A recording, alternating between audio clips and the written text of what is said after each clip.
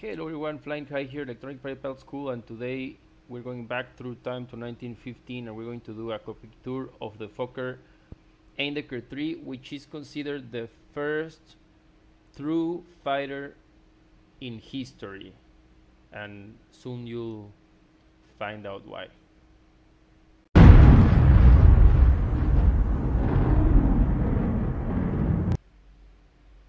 Alright, so we're sitting here in the cockpit of the Fokker Eindecker III, and as you can see, it's pretty rudimentary, not a lot of instruments down there, but we'll go through all of those in the cockpit tour.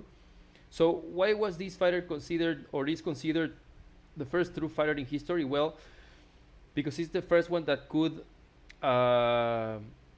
actually fire a gun through the propeller effectively. What I mean by this is that there were previous fighters that shooted their gun through the propeller, but they had to use iron plates on the propeller to actually help some of the bullets that would hit on the propeller to deflect them and not break the propeller. It was kind of crazy and sometimes it didn't work. So the Germans figured out how to do this. Actually, Fokker figured it out, and he invented a device that synchronized the propeller and the machine gun in a way that the bullets could pass through the propeller and not hit it, so the trigger would fire when the propeller was in the horizontal plane only. It was a complex mechanical device, but it worked perfectly, and then the Allies actually copied it, and then you see all the rest of World War I from 1916 until 1919. Every plane fired through the propeller hub with the system. So the first thing we see here in the airplane, well, it's actually that. You look at the front, it's actually the Spanda Machine Gun mounted right in front of us.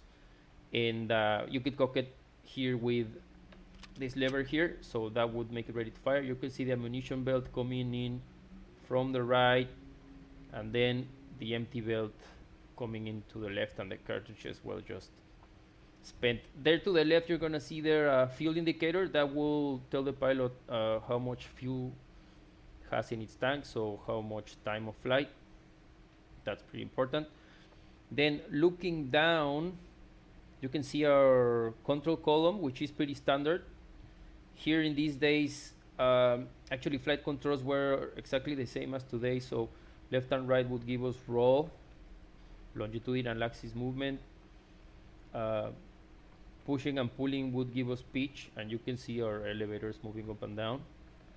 And then we had a rudder bar. It wasn't pedals, it was a bar, only a bar that you pushed with your boots, and you can see the rudder moving left and right.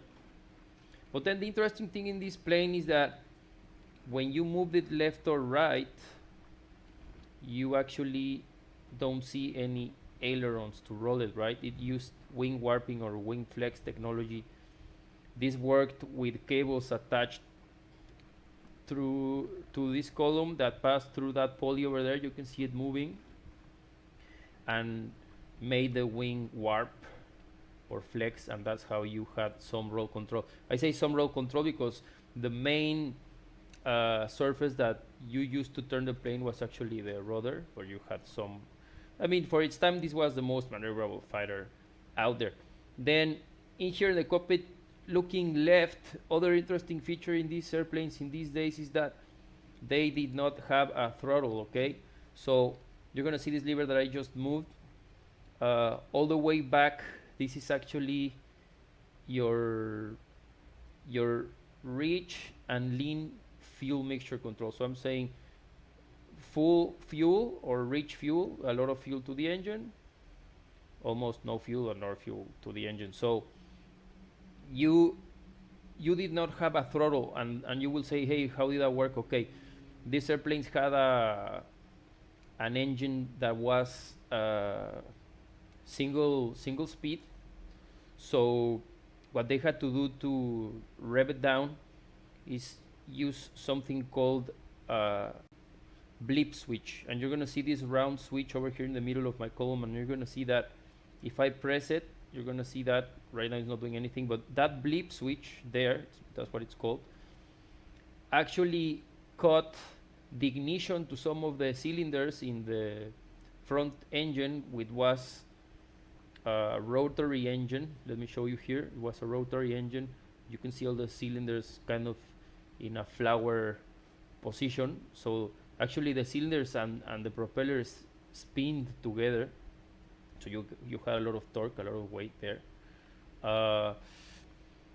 So how this worked, it killed some of the ignition to the cylinders, and to the left over here you're going to see the tachometer or the RPM indicator, and that will help bring the revs down, and you could use the blip switch for landings, for diving, and not over speeding your airplane, and also for taxiing. So you probably have heard some of World War I airplanes that they sound like they have like an engine fail or something, but that's not failing. That's actually the pilot pressing on the blip switch to control the engine speed, because they did not have a throttle in the first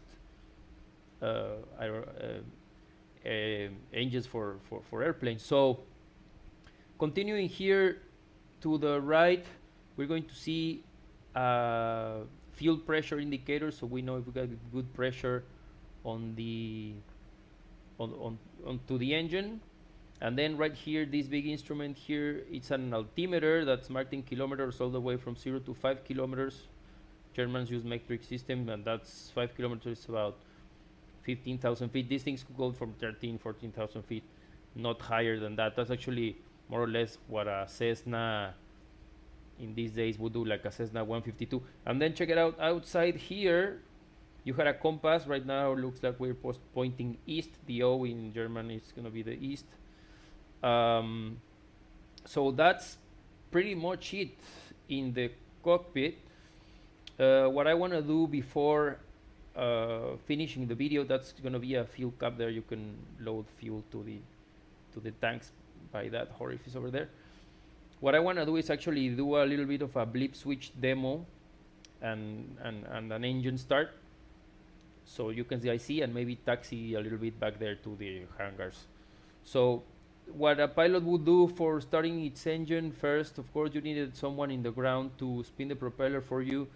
And over there, I forgot that in the cockpit tour, you would have your magneto switch, which will give power to the spark plugs and actually ignite the engine.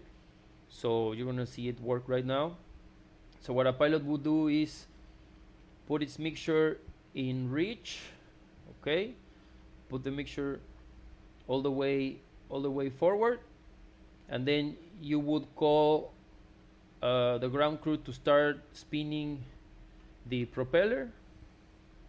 You're gonna see it start spinning. You will have your hand ready on the blip switch to not go too fast, then go up, contact, and there you go. See the rev coming up to 1000 RPM or so. The airplane wants to start moving. So check out, I'm pressing the blip switch to cut some ignition to the engine, and then I can taxi left here using my rudder. And here we'll see that I'm gonna maybe drive back there to one of the hangars here. And then when you were close enough, since this thing did not have toe brakes, of course no brakes, you would just cut the mixture and let it roll close to where you want it to park, and it will roll to a halt. Or some people will grab it this way. These things were super light. Someone will grab the airplane and help you off of it. And that's it. I hope you guys enjoy this cockpit tour. In this channel, we like to go historically from very old planes to super modern planes like the F-14 Tomcat, the F-16, things like that.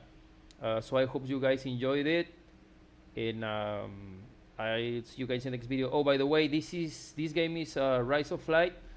You can download it for free. Just type Rise of Flight of Google, and you can actually have some aircraft are for free. Some others you have to pay, but they're like $2 or so. This was a great game like 2-3 years ago. It's still a great game, but we have some newer stuff there. But if you like World War I games, this one is the best one out there. So, all right, guys, thank you for watching, and I'll see you in the next video.